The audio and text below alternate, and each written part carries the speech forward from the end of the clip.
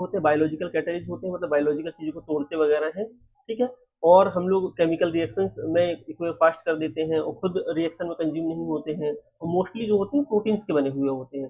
तो हमारा हो गया एंजाइम्स क्या कहलाते हैं, एक इंट्रोडक्शन छोटा सा। कुछ एग्जांपल से हम लोग समझ लेते हैं कि कैसे एंजाइम्स काम करते हैं हमारी बॉडी में। जैसे कि अगर हम मान के चलें कि अमाइलेज एक एंजाइम है, अमाइलेज एक एंजाइम होता है जो कि यहाँ पे हमारा स्टार्च को जो है शुगर में तोड़ता है। शुगर मतलब कि हमारे छोटे-छोटे शुगर के टुकड़ों में तोड़ता है। तो यहाँ पे क्या हुआ कि स्टार्च का बड़ा सा एक मॉलिक्यूल था, इसको इसने क्या किया कि इसको अमाइलेज ने तोड़ा और इसको सिंपल माल्टोज में कन्वर्ट कर दिया इसने। तो यहाँ पे क्या है, अमाइलेज जो एंजाइम है वो इनको तोड़ रहा है स्टार्च को, है ना? तो थोड़ा सा इनको तोड़ने का काम वगैरह जो है, छोटे सिंपल मॉलिक्यूल्स में कन्वर्ट करने का हमारा अमाइलेज कर रहा है। वहीं लाइपेज के साथ है कि फैट के बड़े-बड़े चेन्स हैं यहाँ पे अमाइनो एसिड्स की, लेकिन जो प्रोटीज एंजाइम जो होते हैं उसको छोटे-छोटे अमाइनो एसिड्स में कन्वर्ट कर देते हैं। ठीक है, वही जो पेप्सिन होता है, यहाँ पे हमारा ग्लिसरॉल है और यहाँ पे फैटी एसिड्स हैं, 3 फैटी एसिड्स लगे हुए हैं। तो जो हमारा पेप्सिन है वो उसको सिंपल फैटी एसिड्स में तोड़ देगा, हमारा ग्लिसरॉल को अलग कर देगा। तो एंजाइम्स मतलब क्या कर रहे हैं एंजाइम्स? एंजाइम्स क्या कर रहे हैं? कॉम्प्लेक्स चीज़ों को तोड़ करके सिंपल कर रहे हैं हमारे। कुछ एग्जांपल से हम लोगों ने देख लिया, ठीक है? अब हम लोग देख लेते हैं कि नेचर ऑफ एंजाइम कैसा है, मतलब एंजाइम एक्चुअल होते कैसे हैं, ठीक है? इसके बारे में एक बार देख लेते हैं। मेरे ख्याल से सब कुछ सही चल रहा है, ठीक है? सब सही चल रहा है ना, कोई दिक्कत नहीं है मेरे ख्याल से। क्लास थोड़ा सा बार बार देख इसलिए रहा हूँ ताकि नेटवर्क इशू है तो फिर दिक्कत ना जाए। एक बार हम नेचर ऑफ एंजाइम समझ लेते हैं। नेचर ऑफ एंजाइम क्या होता है, जैसे कि एंजाइम जो होते हैं हाईली स्पेसिफिक होते हैं, मतलब कि अगर से एक एंजाइम है, जैसे कि लैक्टेज एक एंजाइम है जो कि लैक्टोज को तोड़ता है सिंपल शुगर में, ठीक है? जैसे कि हमारे पास एक लैक्टेज एंजाइम है जो यहाँ बीच पे लैक्टेज एंजाइम काम कर रहा है, वो लैक्टोज को तोड़ता है। तो लैक्टोज में क्या होता है, एक ग्लूकोज का मॉलिक्यूल होता है और एक होता है गैलेक्टोज का मॉलिक्यूल। तो यहाँ पे जो है गैलेक्टोज का मॉलिक्यूल, ये है हमारा ग्लूकोज का मॉलिक्यूल। अब इन दोनों को तोड़ करके अलग अलग कर देगा हमारा लैक्टेज जो एंजाइम है। तो लैक्टोज कॉम्बिनेशन ऑफ ग्लूकोज और गैलेक्टोज था जिसका नाम लैक्टोज था, उसके ऊपर लैक्टेज ने काम किया, ठीक है? उसको तोड़ दिया ग्लूकोज और गैलेक्टोज में। ग्लूकोज यूज हो सकता है एनर्जी के लिए, गैलेक्टोज अलग यूज हो सकता है। तो हमारे तोड़ रहा है तो हाईली स्पेसिफिक है। लैक्टोज जो है वो प्रोटीन पे जाकर के काम नहीं करेगा, ना ही ये फैट पे जाकर के काम करेगा, वो स्पेसिफिक इस लैक्टोज के मॉलिक्यूल पे ही काम करेगा, ना कि वो माल्टोज पे काम करेगा। तो क्या होता है, हाईली स्पेसिफिक होते हैं कि एक एंजाइम जो होता है वो उसी सबस्ट्रेट से बाइंड करेगा जिसके लिए वो बना हुआ है। जैसे कि लैक्टेज जो है लैक्टोज के लिए बना हुआ है, बाकी वो माल्टेज को कुछ नहीं करेगा, बाकी वो स्टार्च में कोई इन्वॉल्व नहीं करेगा, वो सिर्फ लैक्टोज को ही तोड़ेगा, ठीक है? और यही लैक्टेज जो एंजाइम है, जो कि हम जब बचपन में छोटे रहते हैं तो हमको क्या है कि लैक्टेज हमारी बॉडी ठीक ठाक मात्रा में बनाती है, और जैसे जैसे हम बड़े होते जाते हैं तो लगभग लगभग 50% लोग ऐसे होते हैं जिनका जो है लैक्टेज एंजाइम की डेफिशिएंसी हो जाती है उन लोगों को। और लैक्टेज एंजाइम की जब डेफिशिएंसी हो जाती है तो लैक्टोज जो है वो ग्लूकोज और गैलेक्टोज में कन्वर्ट नहीं हो पाता है, तो उनका पेट थोड़ा भारी लगता है, हैवीपन लगता है उनको। जब वो दूध पीते हैं, दूध में लैक्टोज होता है क्योंकि, तो जब वो दूध वगैरह लेते हैं तो उनको थोड़ा सा हैवी वगैरह लगने लगता है, बॉडी थोड़ी फैटी होता है, भरा भरा लगने लगता है पेट वगैरह। तो वो लैक्टोज इनटॉलरेंट होते हैं, मतलब उनकी बॉडी अब इतना लैक्टोज नहीं बना पा रही है जितना बचपन में बनाती थी। तो वो दूध को आसानी से पचा लेते थे, लेकिन अब उनकी बॉडी लैक्टेज नहीं बना रही है, तो वो लैक्टोज जो है उनके अंदर जो ग्लूकोज है लैक्टोज फॉर्म में, वो क्या है टूट नहीं रही है, तो उनको क्या है प्रॉपर तरीके से वो जो है डाइजेस्ट नहीं हो पा रहा है जो दूध वगैरह है, तो वो लोग लैक्टो इंटॉलरेंट्स हो जाते हैं। तो हम लोग जो है लगभग लगभग 50% आबादी जो है लैक्टोज इंटॉलरेंट होती है, जो कि बड़े होने के बाद प्रॉपर दूध अच्छे तरीके से नहीं बचा पाती है। जैसे कि मेरा भी जो है लैक्टो इंटॉलरेंट हूँ मैं भी, तो मेरे को भी दूध में थोड़ी दिक्कत जाती है। तो ये क्या है कि हाईली स्पेस, हम लोग जब एंजाइम्स की बात करते हैं तो क्या हाईली स्पेसिफिक होते हैं, और वो उसके एग्जांपल हमने लैक्टोज से समझ लिया, ठीक है? कुछ आरएनए भी होते हैं जो कि एंजाइम्स की तरह काम करते हैं, जो कि चीज़ों को जोड़ते और तोड़ते वगैरह हैं, ठीक है? हम बात करते हैं स्ट्रक्चर ऑफ एंजाइम की। तो एंजाइम्स क्या होते हैं, तो एंजाइम्स के स्ट्रक्चर एक बार समझ लेते हैं। तो एंजाइम्स के स्ट्रक्चर में ऐसा रहता है कि दो चीज़ें मेन रहती हैं, एक होता है एपो एंजाइम और दूसरा होता है हमारा कोफैक्टर। तो जो एपो एंजाइम जो होता है हमारा, वो बना होता है मेनली प्रोटीन का। जो एपो एंजाइम वाला जो हमको यहाँ पे जो पार्ट दिख रहा है ये वाला ब्लू कलर का, पूरा एपो एंजाइम वाला पार्ट है, ये पार्ट हमारा होता है प्रोटीन का बना हुआ, और दूसरा एक कोफैक्टर इसमें इन्वॉल्व होता है। अब कोफैक्टर के रूप में कुछ भी इन्वॉल्व हो सकता है, कोफैक्टर के रूप में एक साथ में एक कोएंजाइम इन्वॉल्व हो सकता है, साथ में कोई मेटल आयन इन्वॉल्व हो सकता है, या फिर एक प्रोस्थेटिक ग्रुप इसमें इन्वॉल्व हो सकता है, ठीक है? जो कि एंजाइम की जो हमारे पास जो एंजाइम है वो उस एंजाइम की हेल्प करेगा ये चीजें करने में, जो भी उसको करना है, ठीक है? तो हमने क्या बात करी कि एंजाइम के स्ट्रक्चर में दो मेन स्ट्रक्चर होते हैं, एक होता है एपो एंजाइम जो कि प्रोटीन वाला पार्ट होता है, और दूसरा होता है कोफैक्टर जो कि नॉन प्रोटीन वाला पार्ट होता है। अब ये जो कोफैक्टर है वो अलग अलग चीजों से मिलकर के बना हुआ हो सकता है मेटल आयंस यूज करे जाएं, हो सकता है मैग्नीशियम हो कोफैक्टर में, हो सकता है जिंक हो कोफैक्टर में, हो सकता है कोफैक्टर में दूसरा एंजाइम उसके साथ जुड़ा हो जो कि विटामिन से, जैसे यहाँ पे NADH प्लस जो होता है विटामिन का ही डेरिवेटिव्स में एक एंजाइम्स है, वहीं कुछ प्रोस्टेटिक ग्रुप्स होते हैं वो जुड़ सकते हैं यहाँ पे, ठीक है। तो इस टाइप का हमारा एक एंजाइम का स्ट्रक्चर होता है जो कि जिसमें कि दो मेन फैक्टर है, ठीक है, एक कोफैक्टर एक होता है एपो एंजाइम। तो इसको याद रखेंगे, इससे क्वेश्चंस भी आते हैं कि जो है मैग्नीशियम जो है या फिर जो है मेटल आयंस जो होते हैं वो एपो एंजाइम्स होते हैं या फिर कोफैक्टर्स होते हैं। तो हमको डिफरेंशिएशन पता होना चाहिए, है ना। और यहाँ पे एक रहती है एक्टिव साइट, मतलब एक्टिव साइट जो जिसको हम लोग कैटलिस्ट साइट भी बोलते हैं, यहाँ पर के आकर के कोई भी सबस्ट्रेट जो है वो बाइंड करेगा। मतलब जैसे कि स्टार्च को तोड़ना है तो स्टार्च का मॉलिक्यूल यहाँ पर आकर के बाइंड होगा और वो टूटेगा, सिंपल हमारी जो है डाइसैचराइड वगैरह में। तो यहाँ पे जो एक्टिव साइट है जहाँ पर की जो सबस्ट्रेट जिससे रिएक्शन होनी है एंजाइम को वो बाइंड करता है आकर के, और ये हमारा हो गया एंजाइम का स्ट्रक्चर हमारा, ठीक है। तो मेरे ख्याल से स्ट्रक्चर सबको समझ में आएगा, हो कोई दिक्कत हो तो कमेंट करके पूछ लेंगे। हम मैकेनिज्म समझ लेते हैं कि कई अलग अलग साइंटिस्ट जो हुए उन लोगों ने अपने अपने एक मैकेनिज्म दी कि यार एंजाइम इस तरीके से काम करता है, एंजाइम इस तरीके से काम करता है, सबने अपना अपना तरीका बताया कि यार एंजाइम किस तरीके से काम करते हैं, ठीक है। तो हम उन दो जो मेन जो हमारे मैकेनिज्म है, एक है की लॉक मॉडल और एक दूसरा होता है इंड्यूस फिट मॉडल। तो इन दोनों मॉडल्स के बारे में बात करेंगे और जो जो साइंटिस्ट ने इनको दिया उनके बारे में थोड़ी सी बात करेंगे, ठीक है। तो एमिली फिशर करके एक साइंटिस्ट थी, इनने की लॉक मैकेनिज्म दिया। तो पहला जो हमारे पास जो मैकेनिज्म आया वो की लॉक मैकेनिज्म आया। की लॉक मैकेनिज्म का मतलब होता है कि एंजाइम जो होता है वो एक ताले के जैसा है कि उसकी एक प्रॉपर एक शेप है और उस पर जो है एक सबस्ट्रेट जो है वो ही बाइंड हो सकता है जो कि उस एंजाइम में फिट होगा। तो उसने एंजाइम को दिया ताला और जो सबस्ट्रेट है उसको की नाम दिया, तो इसको बोलते हैं की लॉक मैकेनिज्म, ठीक है। की लॉक मॉडल भी इसको बोल सकते हैं कि जो हमारा जो सबस्ट्रेट है वो की है वो प्रॉपर उसी एंजाइम में फिट होगी जिस एंजाइम के लिए बनी हुई है, ठीक है। और फिर जब जब जो एंजाइम हमारा है वो उस पर रिएक्शन करेगा और बाद में जाकर के जो की है या फिर जो सबस्ट्रेट है वो बन जाएगा प्रोडक्ट। यहाँ पे हम एग्जाम्पल मान के चले कि जो स्टार्च का एक बड़ा मॉलिक्यूल आया और एंजाइम से वो बाइंड हुआ, सिर्फ स्टार्च का ही वहां पे बाइंड हो सकता था मॉलिक्यूल, ठीक है। और ये हमारा अमाइलेज है। अमाइलेज में जो एंजाइम है उसने रिएक्शन करी इस मॉलिक्यूल के ऊपर, सबस्ट्रेट के ऊपर, और सबस्ट्रेट अब हमारा बन गया प्रोडक्ट जो कि छोटे छोटे दो हमारे डाइसैचराइड में टूट गया है। तो इस टाइप से उन्होंने मॉडल दिया की लॉक मॉडल, ठीक है। दूसरी बात उसके बाद एक और साइंटिस्ट है डेनियल क्रॉसलैंड करके, तो इनने क्या किया कि उनसे थोड़ा सा एडवांस वर्जन दिया। यार जो मैकेनिज्म है की लॉक मैकेनिज्म वो बहुत सिंपल है, मतलब सिंपल है हम लोग को 11वीं 12वीं वाले बच्चों को या फिर नॉर्मल 9वीं 10वीं वाले बच्चों को पढ़ाने के लिए तो की लॉक मैकेनिज्म ठीक है। लेकिन जो एक्चुअल जो हमारा जो एंजाइम होता है वो की लॉक मैकेनिज्म पे काम नहीं करता है, वो इंड्यूस फिट मॉडल पे काम करता है। तो अब इंड्यूस फिट मॉडल में क्या होता है, इंड्यूस फिट मॉडल में होता है कि जो एंजाइम है वो हमारा एक प्रॉपर उसमें फिट होने के लिए बना हुआ है, मतलब कि जो सबस्ट्रेट है उसके साथ फिट होने के लिए बना हुआ है। लेकिन जब एंजाइम और सबस्ट्रेट जब फिट होते हैं तो एंजाइम में भी चेंजेस आ जाते हैं, ठीक है। जैसे कि इसमें जो हमारा ऊपर जो मॉडल था की लॉक मॉडल, उसमें क्या हो रहा था कि एंजाइम में कोई चेंज नहीं आ रहा था, जैसे सबस्ट्रेट फिट हो रहा था सबस्ट्रेट प्रोडक्ट बन के निकल जा रहा था, लेकिन एंजाइम हमारा वैसा का वैसा ही रह रहा था, एंजाइम में कोई चेंज नहीं आ रहे थे। लेकिन जब इनने जो मॉडल दिया जिसको इंड्यूस फिट मॉडल बोला जाता है, इसमें बोला कि सबस्ट्रेट जब बाइंड होता है हमारे एंजाइम के साथ तो एंजाइम का भी शेप चेंज कर देता है सबस्ट्रेट, ठीक है। एंजाइम का भी सबस्ट्रेट शेप चेंज कर देता है। उसको हम कैसे समझ सकते हैं, यहाँ पर देखो इसका जो एंजाइम का जो शेप है वो इस टाइप का दिख रहा है हमको, ठीक है। और वहीं जब जब प्रोडक्ट बन के जब निकल गया तो इसका शेप जो है एंजाइम का हमारा चेंज हो गया। तो जो इंड्यूस फिट मॉडल है वो ये कहता है कि जब कोई सबस्ट्रेट जो है एंजाइम से जब बाइंड होता है तो वो एंजाइम का भी शेप जो है वो चेंज कर देता है थोड़ा सा, ठीक है। तो हमारा इंड्यूस फिट मॉडल हो गया। पुराने के टाइम पे जो अभी जो चला आ रहा था उसमें की लॉक मैकेनिज्म ही पढ़ाया जा रहा था। लेकिन जो अभी मॉडर्न जो एक्सेप्टेंस वगैरह है वो इंड्यूस फिट मॉडल की ज़्यादा है, क्योंकि जरूरी है कि अगर से कोई चीज़ अगर किसी चीज़ पे मतलब कि इफेक्ट कुछ कर रही है तो उस चीज़ में भी तो कुछ ना कुछ चेंज होंगे ना।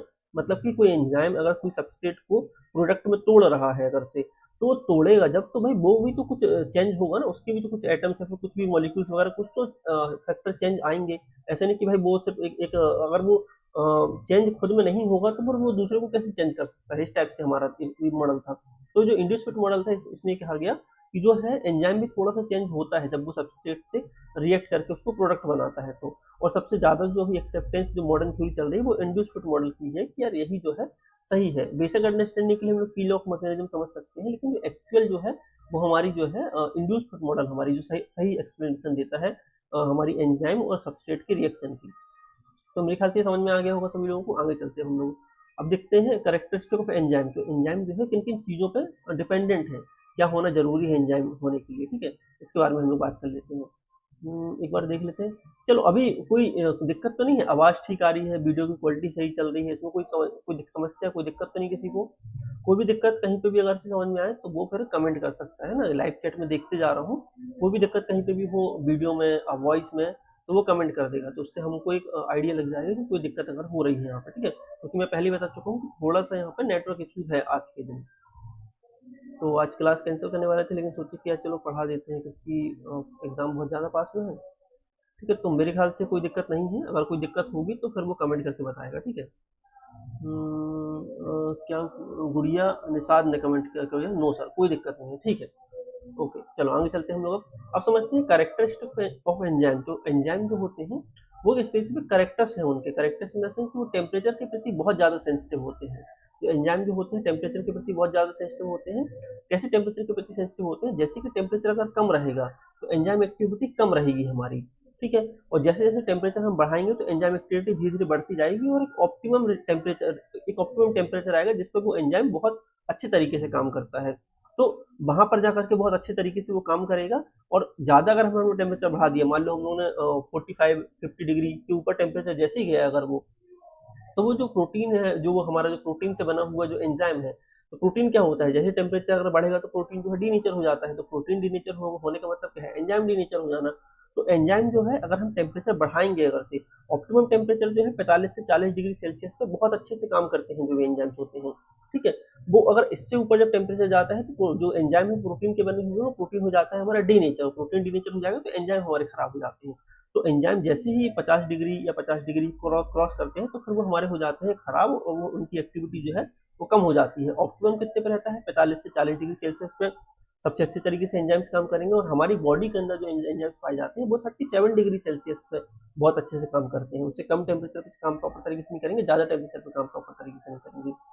जो भी सारे एंजाइम्स होते हैं वो पीएच स्पेसिफिक होते हैं। पीएच स्पेसिफिक क्या होता है कि अलग अलग एंजाइम अलग अलग पीएच पे काम करते हैं। जैसे कि जो है हमारा जो पेप्सिन है, ठीक है, वो अलग पीएच पे काम करता है, अमाइलेज अलग पीएच पे काम करता है। तो जो एंजाइम जो हमारे होते हैं सब अलग अलग पीएच पे काम करते हैं। अभी हम पीएच के बारे में और डिटेल में समझेंगे, ठीक है?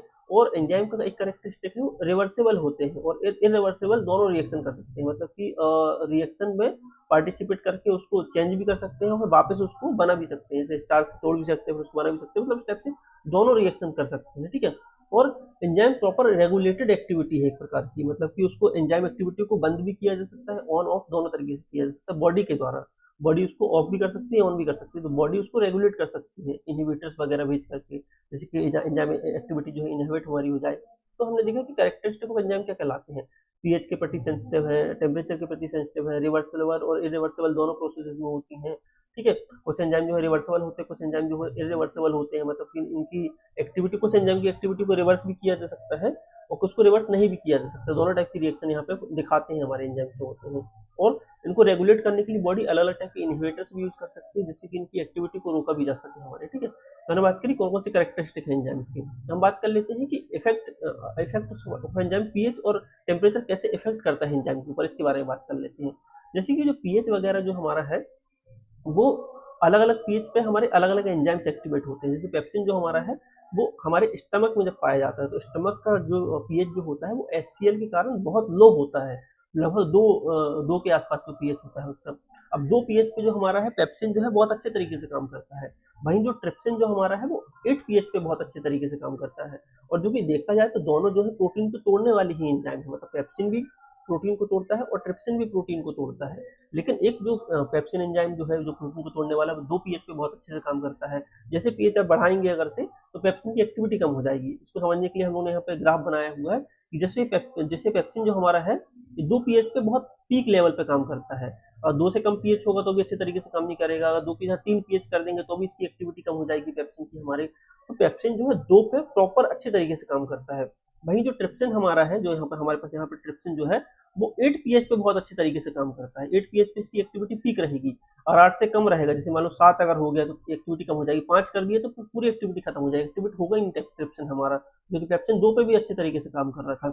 और अगर पीएच और बढ़ा देंगे तो ट्रिप्सिन हमारी एक्टिविटी कम हो जाएगी। तो वही है कि जो भी एंजाइम्स हैं वो प्रॉपर स्पेसिफिक पीएच पे काम करने के लिए बने हुए होते हैं। पीएच कम और ज़्यादा करने से उनकी एक्टिविटी कम हो सकती है, फिर एक्टिविटी बंद भी हो सकती है, रुक भी सकती है हमारी एक्टिविटी। हम बात कर लेते हैं कि जो हमारे अधिकतर जो हमारी बॉडी के जो एंजाइम्स होते हैं या फिर जो अधिकतर एंजाइम्स होते हैं उसके लिए जो ऑप्टिमम पीएच जो होता है वो 8 होता है, ठीक है। 8 पीएच पे जो है बहुत अच्छे तरीके से एंजाइम्स काम करते हैं, अधिकतर, बहुत मतलब हम सारे एंजाइम्स नहीं बोल सकते। हमने अभी देखा कि पेप्सिन जो है वो अगर से 2 पे बहुत अच्छे तरीके से काम करता है, 3 और 4 पे उसकी एक्टिविटी रुक जाती है। तो अधिकतर जो एंजाइम्स होते हैं वो 8 पे अच्छे तरीके से काम करते हैं। कुछ एंजाइम जो है वो एक्सेप्शन है जो कि कम और ज्यादा पे काम कर सकते हैं हमारे, ठीक है। अब बात है कि अगर से टेम्परेचर की बात करें तो हाई लो टेम्परेचर पे एंजाइम एक्टिविटी कम रहेगी, जैसे टेम्परेचर बढ़ाएंगे एंजाइम एक्टिविटी बढ़ेगी। और अगर से बहुत ज्यादा टेम्परेचर बढ़ा दिए 50 के ऊपर हम लोग पहुंच गए तो एंजाइम डीनेचर हो जाएंगे हमारे। तो एंजाइम जो है हमारे हैं पीएच और हमारे जो है टेम्परेचर के प्रति किस तरीके से सेंसिटिव होते हैं इसके बारे में हम लोगों ने बात कर ली। किसी का कोई कंफ्यूजन हो यहाँ पे तो वो कमेंट कर सकता है, और मैं एक बार देख लेता हूँ सब कुछ सही चल रहा है कि नहीं चल रहा है। सब कुछ सही चल रहा है, कोई दिक्कत नहीं है। बार बार देखना पड़ रहा है क्योंकि आज की क्लास में दिक्कत है थोड़ी सी। चलो आगे चलते हैं हम लोग। अब हम समझते हैं कि कौन कौन से फैक्टर्स जो होते हैं वो अफेक्ट करते हैं एंजाइम एक्टिविटी को। तो 2 फैक्टर के बारे में भी हम लोग चल क्यों है भाई मार्कर, ठीक है। हम लोगों ने 2 फैक्टर के बारे में बात कर ली थी, कौन कौन से फैक्टर जो है वो एंजाइम एक्टिविटी को जो है अफेक्ट करते हैं। तो हम लोगों ने टेम्परेचर की बात कर ली, कैसे टेम्परेचर अफेक्ट करता है, ज्यादा करने पर डीनेचर हो जाते हैं एंजाइम। पीएच की बात कर ली कि अलग अलग एंजाइम जो है अलग अलग पीएच पे काम करते हैं। अब हम लोग 2 और फैक्टर के बारे में बात कर लेते हैं जो है हमारे सबस्ट्रेट कंसंट्रेशन और होते हैं इनहिबिटर। इन दोनों फैक्टर्स के बारे में बात कर लेते हैं। तो सबस्ट्रेट का कंसंट्रेशन से मतलब यह है कि एंजाइम जितने एंजाइम है उतना सबस्ट्रेट है तो ठीक तरीके से रिएक्शन होगी। एंजाइम अगर से एंजाइम ज़्यादा है सबस्ट्रेट कम है तो रिएक्शन कम हो जाएगी। सबस्ट्रेट ज़्यादा है एंजाइम कम है तो उतनी ही रिएक्शन होगी जितने एंजाइम हो, उससे ज़्यादा तो रिएक्शन हो नहीं पाएगी हमारी। तो सबस्ट्रेट का कंसंट्रेशन कितना है उस पर भी डिपेंड करती है कि एंजाइम की एक्टिविटी कैसी होगी। जैसे कि हमने यहाँ पे 3 सिनेरियो बनाए हुए हैं, एक हमारा है लो सबस्ट्रेट वाला, एक है मीडियम सबस्ट्रेट वाला और तीसरा हमारा है हाई सबस्ट्रेट वाला। तो सबस्ट्रेट क्या होते हैं जो कि एंजाइम से एक्टिविटी करेंगे। तो यहाँ पे क्या है कि सबस्ट्रेट है एंजाइम्स है, लेकिन यहाँ पे क्या है कि लो एक्टिविटी हमारी हो रही है क्योंकि सबस्ट्रेट जो है हमारे कम सबस्ट्रेट है। कुछ एंजाइम सबस्ट्रेट से रिएक्ट कर पाए हैं, कुछ नहीं कर पाए क्योंकि सबस्ट्रेट का कंसंट्रेशन कम है हमारा। अगर मीडियम सबस्ट्रेट का कंसंट्रेशन करेंगे तो कुछ सबस्ट्रेट भले ही रिएक्शन ना हो लेकिन जितने एंजाइम है उतने एंजाइम जो है सब सबस्ट्रेट से जो है बाइंड हो चुके हैं और हमारी जो है एक्टिविटी थोड़ा ठीक ठाक रहेगी। अगर हम लोग हाई सबस्ट्रेट डाल देंगे तो सारे सब एंजाइम जो है सबस्ट्रेट से बाइंड हो जाएंगे हमारे, लेकिन जो हमारा है सबस्ट्रेट जो कुछ बचा रह जाएगा हमारा। तो इसको हम ऐसे बोल सकते हैं कि जब भी हम लैब वगैरह में टेस्ट करते हैं तो हम लोग के पास एक अगर एंजाइम की टेस्ट की बात करें या फिर कोई भी टाइप की टेस्ट की बात करें, अगर मेन एंजाइम की टेस्ट की अगर हम लोग बात कर लेते हैं तो एंजाइम टेस्ट करने के लिए एक लीनियरिटी एक रेंज रहती है कि अगर लोअर रेंज की रहती है और हायर रेंज रहती है। तो लोअर रेंज का मतलब ये होता है कि जैसे कि अगर मैंने बोला कि मेरे पास एक एसजीओटी की किट है जो एसजीओटी का डायग्नोस करेगी और वो एसजीओटी जो है एक एंजाइम है। अब उसमें जो रिएक्शन करने के लिए जो किट के अंदर जो चीजें रहती है उसमें भी एंजाइम्स रहते हैं, एंजाइम्स रिएक्शन करेंगे एंजाइम्स के साथ, सबस्ट्रेट वगैरह भी रहते हैं। तो वो क्या है कि जो एंजाइम है एसजीओटी वो सबस्ट्रेट को तोड़ करके कलर वगैरह बनाएगा हमारा। तो कितने एंजाइम्स हैं, ठीक है, या फिर कितने जो है सबस्ट्रेट हैं उसके हिसाब से डिपेंड करता है कि रिएक्शन कितना आएगा। जैसे लीनियरिटी का मतलब होता है कि जो हमारी किट है वो 5 से कम की रिजल्ट अच्छी तरीके से नहीं दे पाएगी और 500 के ऊपर के रिजल्ट सही तरीके से नहीं दे पाएगी, क्योंकि वहां पे सबस्ट्रेट और एंजाइम का जो कंसंट्रेशन की बात आती है वो लिमिट करता है इस रिएक्शन को। मतलब जो हमारी रीडिंग्स है तो हम बोल सकते हैं कि हमारी जो किट है वो 5000 तक रीडिंग दे देगी एसजीओटी की, ठीक है, लेकिन ऐसा नहीं होता है क्योंकि हमारे पास सबस्ट्रेट और एंजाइम की जो है एक लिमिटेड मात्रा रहती है वहां पे उस ट्यूब में उस रिएक्शन कराने के लिए उस टाइम पे हमारे पास। इसलिए हम लोग एक लिमिट सेट करते हैं, एक लिमिटेशन रहती है। तो हर एक किट की जो भी हम लोग लैब में यूज करते हैं सबकी एक लिमिटेशन है कि इससे नीचे वो रिएक्ट नहीं करेगी और इसके ऊपर रिएक्ट नहीं करेगी, क्योंकि अगर एंजाइम वाली किट की हम बात करें तो यहाँ पे सबस्ट्रेट और एंजाइम की एक्टिविटी पर डिपेंड करती हैं चीजें कि यार ज्यादा या फिर कम सबस्ट्रेट के ऊपर लीनियरिटी डिपेंड कर सकती है हमारी। तो हमने बात करी कि सबस्ट्रेट का कंसंट्रेशन जितना ज्यादा होता जाएगा उतनी अच्छी एंजाइम एक्टिविटी हमारी होती जाएगी, लेकिन एक समय के बाद आकर के जितने सबस्ट्रेट रहेंगे और जितने एंजाइम रहेंगे उतनी ही एक्टिविटी है तो उससे ज्यादा नहीं हो पाएगी हमारी, ठीक है। तो ये ग्राफ है कि सबस्ट्रेट और एंजाइम का रिएक्शन कैसे होता है और किस तक कहाँ तक वो जाता है। एक बार इसको देख लेंगे जब पीडीएफ शेयर करेंगे। तो हम बात कर लेते हैं इनहिबिटर्स की। तो इनहिबिटर्स क्या होते हैं, एंजाइम की एक्टिविटी को रोकने वाली चीज होती है, इनहेबिट करते हैं, इनहेबिट करने वाली चीजें इनहिबिटर्स कहलाती है, ठीक है। इतना समझ में आ रहा है हम लोगों को, ठीक है। तो एक बार मैं स्क्रीन चेक कर लेता हूँ दोबारा से, कोई दिक्कत तो नहीं। अच्छा नेटवर्क इशू आ रहा है, किसी ने कमेंट किया हो नेटवर्क इशू किसका आ रहा है, मतलब मेरी तरफ से थोड़ा सा लैग हो रही है क्या चीजें, ऐसा कुछ है क्या, एक बार बताएंगे कमेंट करके, है ना, क्योंकि जिससे कि थोड़ा सा मैं और कुछ बेहतर कुछ कर पाऊँ।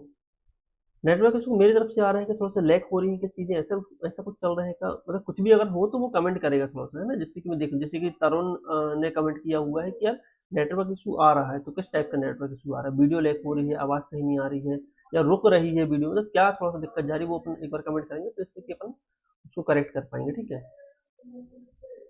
कुछ कमेंट देख लेते हैं फिर से एक बार अपन, है। अच्छा, सीवी ने कमेंट किया, नो सर कोई दिक्कत नहीं है, तो कोई दिक्कत नहीं है तो फिर ठीक है, कंटिन्यू करते हैं, ठीक है। तो अब बात कर लेते हैं हम हमारे इनहिबिटर्स की। तो इनहिबिटर्स जो होते हैं, ठीक है, तो इनहिबिटर्स जो होते हैं एंजाइम की एक्टिविटी को इनहिबिट करते हैं, रोक देते हैं, तो उनको इनहिबिटर्स बोला जाता है। इनहिबिट करना मतलब रोक देना, ठीक है। तो किस तरीके से रोक सकते हैं, देखो नॉर्मल एक्टिविटी जब होती है, ये नॉर्मल एक्टिविटी है, ठीक है। नॉर्मल एक्टिविटी में क्या हो रहा है, हमारे एक एंजाइम है, ठीक है। अब एंजाइम की एक एक्टिव साइट है जहां पर कोई सबस्ट्रेट जाके बाइंड होगा और रिएक्शन होगी और सब कुछ सही रहेगा, कोई दिक्कत वाली बात नहीं है। वहीं जो इनहिबिटर्स जो हमारे होते हैं वो इन्हीं साइट पे जाकर के चिपक जाते हैं। चिपक कैसे जाते हैं उसके बारे में बता देता हूँ, ठीक है। जैसे कि एक इनहिबिटर है, कम्पिटिटिव इनहिबिटर एक है, दो टाइप के इनहिबिटर होते हैं, एक होते हैं कम्पिटिटिव इनहिबिटर, एक होते हैं non competitive inhibitor. Competitive inhibitor का मतलब होता है वो कम्पीट करते हैं सबस्ट्रेट से। कम्पीट करने का मतलब है कि सबस्ट्रेट बाइंड होगा कि इनहिबिटर बाइंड होगा, दो में से जो बाइंड हो जाएगा वो एक्टिविटी को चालू कर देगा फिर रोक देगा। सबस्ट्रेट बाइंड हो जाएगा तो एक्टिविटी हमारी हो जाएगी, सबस्ट्रेट बाइंड नहीं होगा और इनहिबिटर बाइंड हो जाएगा तो एक्टिविटी हमारी रुक जाएगी। तो ये सबस्ट्रेट से कम्पीट कर रहे हैं इनहिबिटर, इसलिए हम लोग उनको कम्पिटिटिव इनहिबिटर्स बोलते हैं, ठीक है। सबस्ट्रेट से कम्पीट क्यों करते हैं, क्योंकि इसमें ऐसा रहता है कि अगर जैसे कि कहीं पे सबस्ट्रेट की मात्रा बहुत ज़्यादा है तो जब हम इसमें इनहिबिटर डालेंगे तो इनहिबिटर उतनी ज़्यादा इफेक्ट नहीं करेंगे, क्योंकि एंजाइम जो है वो सबस्ट्रेट से बहुत आसानी से बाइंड हो पा रहे हैं हमारे, है ना। तो कॉम्पिटिटिव इनहिबिटर के साथ एक थोड़ा सा लिमिटेशन ये है कि वो सबस्ट्रेट के ज़्यादा होने पे प्रॉपर तरीके से अपनी एक्टिविटी नहीं कर पाते हैं। जो कॉम्पिटिटिव इनहिबिटर्स होते हैं रोक नहीं पाते हैं एंजाइम एक्टिविटी को। यहाँ हम एंजाइम एक्टिविटी को रोक रहे हैं जो इनहिबिटर्स है ना, ये बात ध्यान रखना है हमको, ठीक है। तो और जो दूसरे जो इनहिबिटर्स होते हैं, जो नॉन कॉम्पिटिटिव इनहिबिटर्स होते हैं, तो नॉन कॉम्पिटिटिव इनहिबिटर्स जो है उसको कोई मतलब नहीं है सबस्ट्रेट से, वो एंजाइम एक्टिविटी सीधे रोक ही देते हैं। तो क्या हो रहा है कि जो कॉम्पिटिटिव इनहिबिटर्स हैं वो इस तरीके से डिजाइन किए गए हैं कि वो एंजाइम की जहाँ पे एक्टिव साइट है, जहाँ पे वो सबस्ट्रेट बाइंड होता है वहां पे जाकर के बाइंड हो, ठीक है। तो यहाँ 50-50% चांस है कि या सबस्ट्रेट बाइंड हो सकता है या फिर इनहिबिटर बाइंड हो सकता है, ठीक है। तो यहाँ पर जो है थोड़ी सी दिक्कत हो सकती है कि कभी बाइंड होगा कभी नहीं होगा करके। तो कॉम्पिटिटिव इनहिबिटर्स ऐसे इनहिबिटर्स कहलाते हैं जो कि सबस्ट्रेट से कम्पीट कर करके बाइंड करते हैं एंजाइम और एक्टिविटी को रोकते हैं। वही नॉन कम्पिटिटिव इनहिबिटर्स ऐसे इनहिबिटर्स कहलाते हैं जो कि एंजाइम की दूसरी साइड से बाइंड होते हैं, ऐसी साइड से बाइंड होते हैं जहाँ पर एक्टिव साइट नहीं है हमारी, जहाँ पे सबस्ट्रेट की साइड नहीं है। तो इसमें जो कॉम्पिटिटिव इनहिबिटर्स होते हैं जैसे ही वो बाइंड होते हैं एंजाइम के साथ, तो एंजाइम की ही शेप चेंज कर देती है वो। जैसे कि एंजाइम की शेप हमारी इस प्रकार की थी, तो यहाँ पे हमारा इस तरह का कर्व बना हुआ था, ये एंजाइम की शेप थी, नॉर्मल एंजाइम की शेप। और जैसे ही जो नॉन कम्पिटिटिव इनहिबिटर यहाँ बाइंड हुआ तो उसने एंजाइम की शेप ही चेंज कर दी, तो एंजाइम की शेप अब इस तरीके से हो गई है। अब ऐसी शेप हो गई है कि अब यहाँ पे जो है सबस्ट्रेट जो है वो बाइंड ही नहीं हो सकता है, तो एंजाइम एक्टिविटी हमारी रुक जाएगी। इनहिबिटर क्या कर रहे हैं, एंजाइम एक्टिविटी को रोक रहे हैं, चाहे वो एक्टिव साइट में जाकर के बाइंड होकर के रोके तो वो कम्पिटिटिव इनहिबिटर कहलाएंगे, या फिर दूसरी साइड पे जाकर के बाइंड हो जाए और एंजाइम का शेप ही चेंज कर दे हमारे, तो वो जो है सबस्ट्रेट जो है वो बाइंड ही नहीं हो पाएगा हमारा, तो वो नॉन कम्पिटिटिव इनहिबिटर्स कराएंगे, वहां भी हमारी एंजाइम एक्टिविटी जो है रुक जाएगी। मेन हमारा काम है कि इनहिबिटर्स का एंजाइम एक्टिविटी को रोक देना। तो हम लोगों ने देखा कि जो है कौन कौन से फैक्टर्स जो है यहाँ पे एंजाइम की एक्टिविटी को कंट्रोल कर सकते हैं, ठीक है। अब हम थोड़ा सा इनहिबिटर्स को थोड़ा सा समझ लेते हैं, क्योंकि इनहिबिटर्स बहुत इंपॉर्टेंट है हमारे देखा जाए तो यूज में। इनहिबिटर्स के यूज भी हम लोग करते हैं, जैसे कि इनहिबिटर्स के यूज कहाँ पे कर सकते हैं हम लोग, इनहिबिटर्स के यूज कर सकते हैं जब हम लोग जैसे कि हमारी बॉडी के अंदर मान लो कोई बैक्टीरिया वगैरह है या फिर कैंसर वगैरह की सेल्स वगैरह है, तो हम लोग ये कर सकते हैं कि उन कैंसर की सेल के जो एंजाइम एक्टिविटी वाली जो पोर्शन है उसको इनहिबिटर्स यूज करके उसको रोक सकते हैं। बैक्टीरिया में जो जो एंजाइम्स बैक्टीरिया निकालते हैं फिर जो जिसके कारण हमको नुकसान पहुंच रहा है, तो कुछ पेनिसिलिन वगैरह जैसे कुछ ड्रग्स वगैरह होती है उनका यूज करके हम लोग उनको रोक सकते हैं करके। तो इनहिबिटर्स क्या करेंगे कि उन एंजाइम्स को रोक देंगे हमारे, ठीक है। तो वो रहता है थोड़ा सा, ठीक है। तो इसलिए हमको इनहिबिटर्स थोड़ा सा डिटेल में पढ़ने की जरूरत पड़ेगी यहाँ पे। एक बार कुछ चेक करके करते चलते हैं अपन लोग, ठीक है। क्लियर दिख रहा है, आवाज भी ठीक है, सब सही चल रहा है, कोई दिक्कत नहीं है, हमारे पास कमेंट अच्छे से आ चुके हैं, चलो ठीक है। अब देखो इनहिबिटर्स क्या होते हैं, इनहिबिटर्स क्या होते हैं, इनहिबिटर्स वो सबस्ट्रेट होते हैं जो एंजाइम एक्टिविटी को कम कर सकते हैं, डिक्रीज कर सकते हैं, या फिर पूरे तरीके से ब्लॉक कर सकते हैं, रोक सकते हैं, तो वो इनहिबिटर्स कहलाते हैं। सिंपल सी डेफिनेशन हमारी हुई, ठीक है। अब दो टाइप के हम लोगों ने इनहिबिटर्स की बात करी थी, होते कम्पिटिटिव इनहिबिटर्स, होते non competitive inhibitors. Competitive inhibitors मतलब होता है जो कि सबस्ट्रेट से कम्पीट करेंगे, और नॉन कम्पिटिटिव इनहिबिटर्स जो कि इससे कोई मतलब ही नहीं है सबस्ट्रेट से, जो कि भाई अपना खुद बाइंड होकर के सीधे एंजाइम का स्ट्रक्चर ही चेंज कर देंगे हमारे, ठीक है।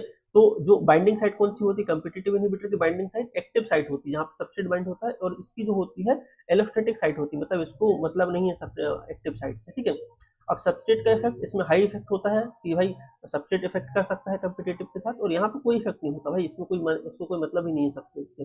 भाई स्ट्रक्चर की बात करें तो ये जो स्ट्रक्चर होता है, जो कम्पिटिटिव इनहिबिटर्स होते हैं, इनकी स्ट्रक्चर होता है कि जो हमारे सबस्ट्रेट है उसके जैसा ही दिखने वाला होता है, तभी तो बाइंड होगा ना एंजाइम से, क्योंकि हम लोगों ने पढ़ा हुआ था कि इंड्यूस फिट मॉडल या फिर की लॉक फिट मॉडल, कि एक एंजाइम जो है वो उसी सबस्ट्रेट को बाइंड करेगा जो कि उसके लिए बना हुआ है।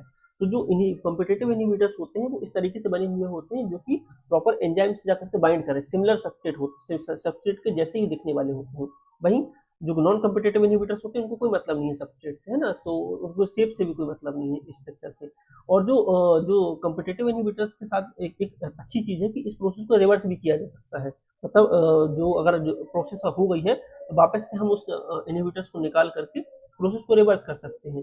लेकिन जो नॉन कम्पिटिटिव इनहिबिटर्स के साथ होता है वो सीधे एंजाइम्स की एक्टिविटी, एंजाइम्स को ही चेंज कर देते हैं, तो ये मोस्टली अधिकतर जो होते हैं वो इसमें प्रोसेस को रिवर्स नहीं कर सकते हम लोग। एक बार अगर से जो हमारा इनहिबिट हो गया तो फिर वो एंजाइम इनहिबिट हो जाते हैं हमारे, ठीक है। तो इसको रिवर्स करना बहुत ज़्यादा मुश्किल होता है, अधिकतर रिवर्स नहीं होती है हमारी ये। एग्जाम्पल के लिए पेनिसिलिन एक ड्रग है, और जो हैवी मेटल्स वगैरह हैं जैसे कि मरकरी वगैरह, जैसे कोई इंसान मरकरी अगर खा लेता है तो उसकी पॉइजनिंग क्यों हो जाती है, क्योंकि जब वो बॉडी के अंदर जाती है तो एंजाइम्स बॉडी की अलग अलग चीज़ों से वो ऐसे रिएक्ट करती है कि उसको रिवर्स करना बहुत मुश्किल हो जाता है, तो वो टॉक्सिसिटी हो जाती है। तो जो भी टॉक्सिन्स वगैरह हैं हमारी, जो हमारी बॉडी के लिए जहर वगैरह जो चीज़ें होती हैं, वो सब इसी तरीके से काम करती हैं कि उनको रिवर्स करना बहुत ज़्यादा मुश्किल होता है, और वो अच्छे तरीके से उसको चेंज कर देती हैं स्ट्रक्चर वगैरह को।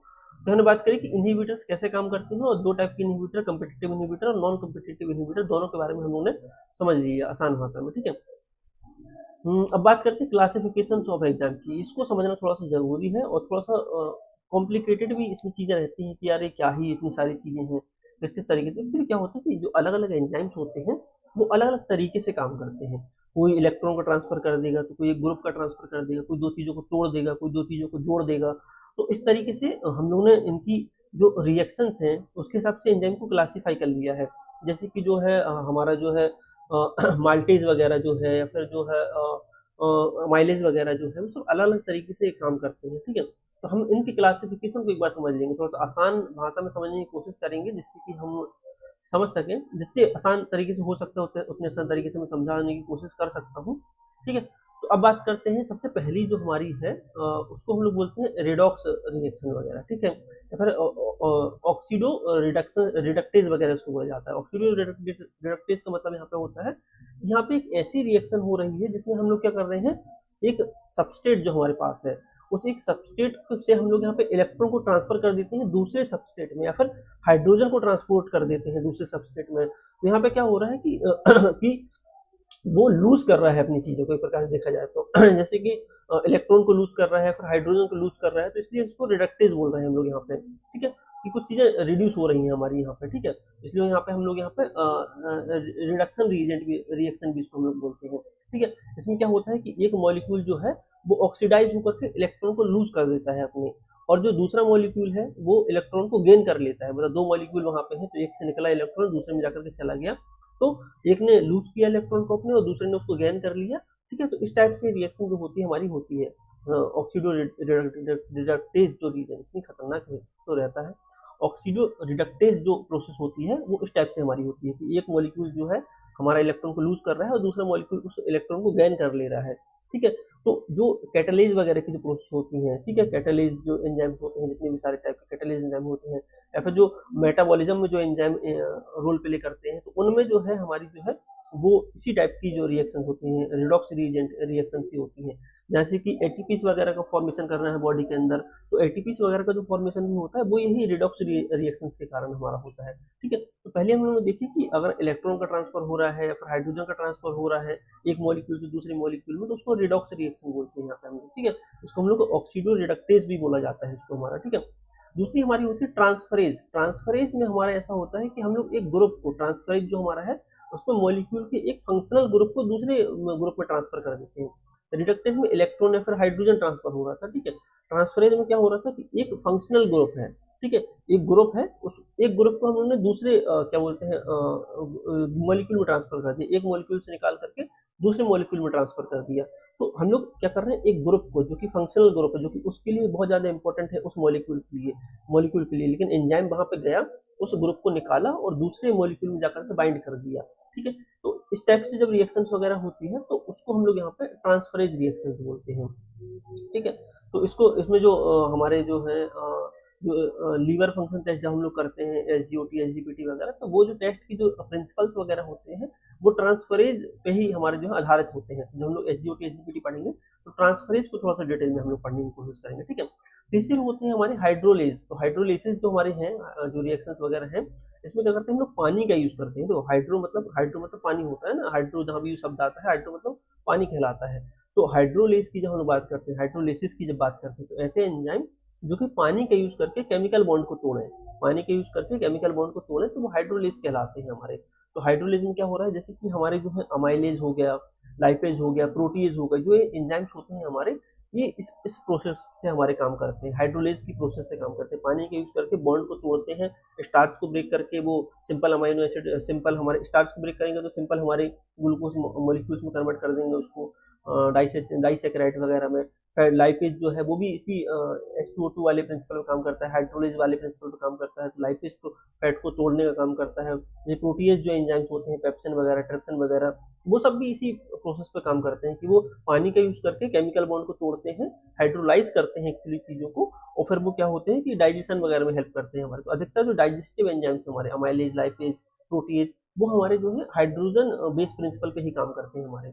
तीसरे हमारे देखते हैं लाइसिस की बात कर लेते हैं। लाइसिस में क्या होता है यहाँ पे, जैसे हम लोग ने पहले हाइड्रोलेज की बात करी थी, तो उसमें क्या हो रहा था कि पानी का यूज करके हम लोग बॉन्ड को तोड़ रहे थे, ठीक है।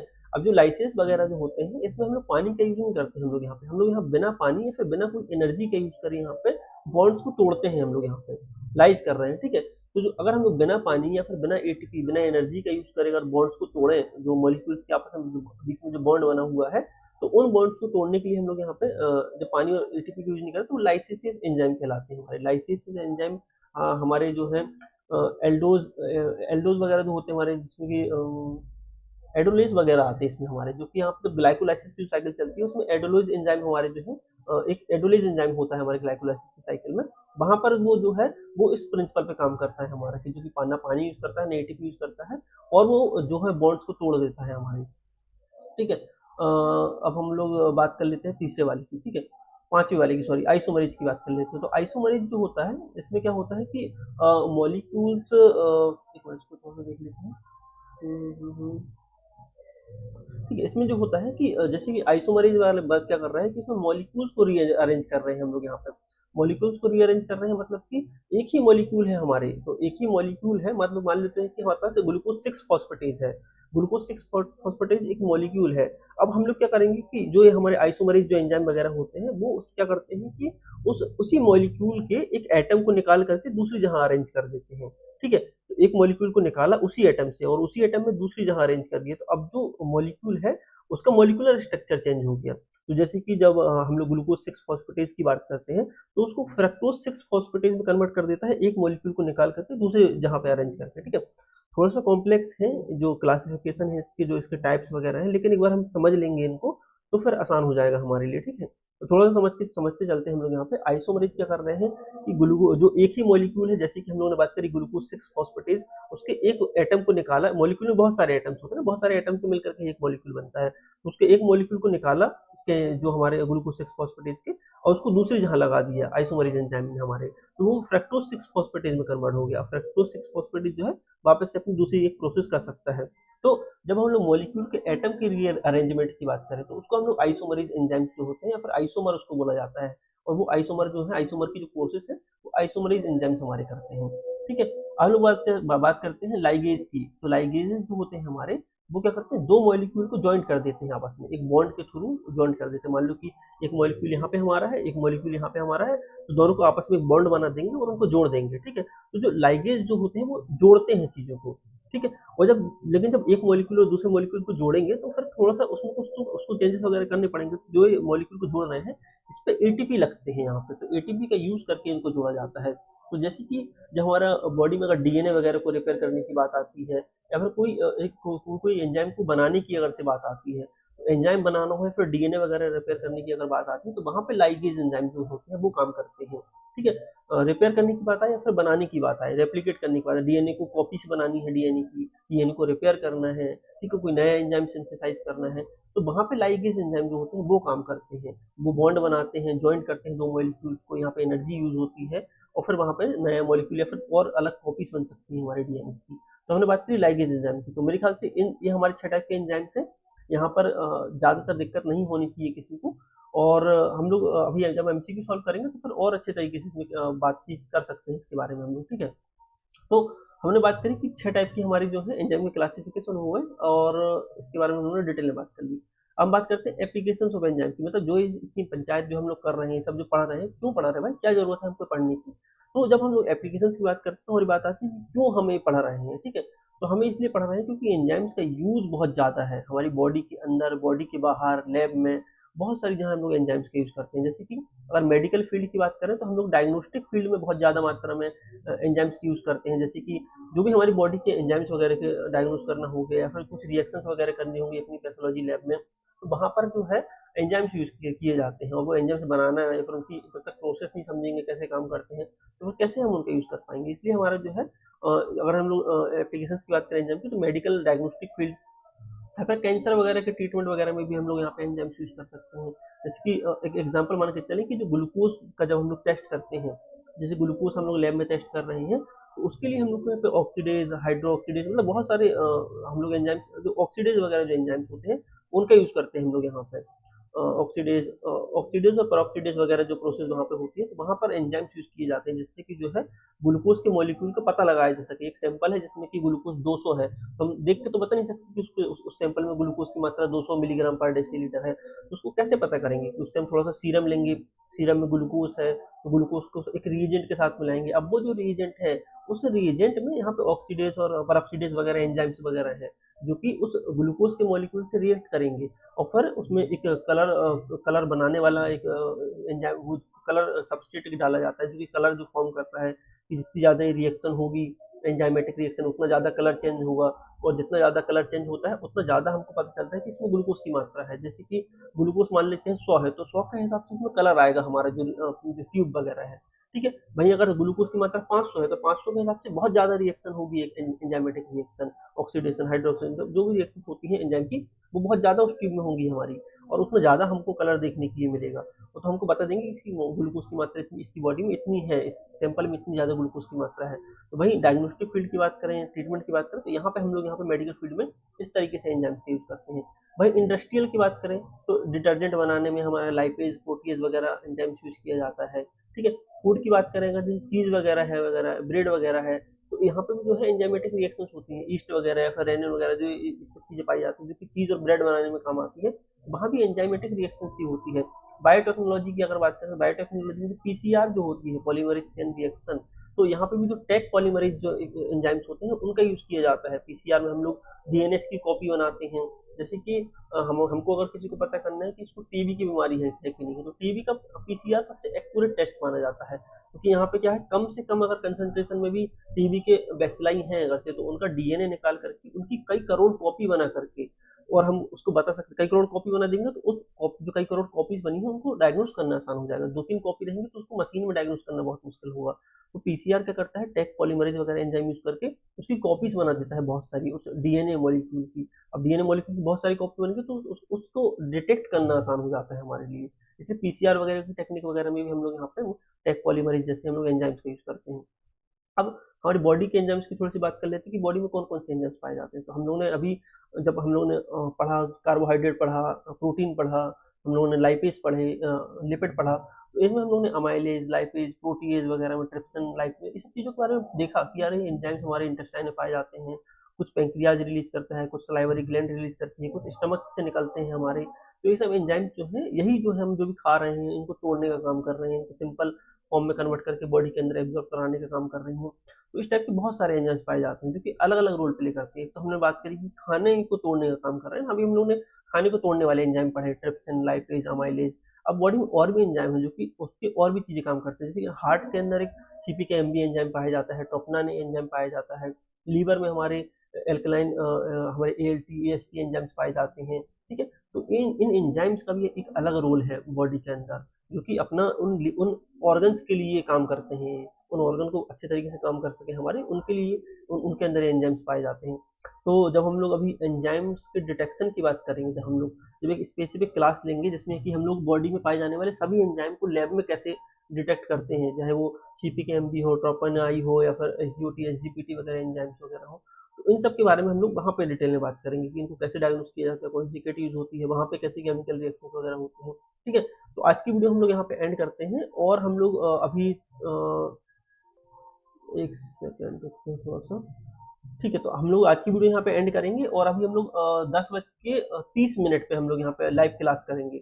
लाइव क्लास में 20 MCQ सॉल्व करेंगे, और 20 MCQ सॉल्व करने से ये होगा कि हम हमारा जो कॉन्सेप्ट है इसको लेकर के, एंजाइम्स को लेकर के, वो और स्ट्रांग हो जाएगा। ठीक है, तो 10:30 पे हम लोग एक लाइव क्लास में मिलेंगे अभी, और मैं उसकी लिंक जो है ग्रुप में शेयर कर दूंगा। ठीक है, तो फिर मिलते हैं अभी हम लोग लाइव क्लास में। अभी हम लोग यहाँ पे इस वीडियो को हम लोग यहाँ पे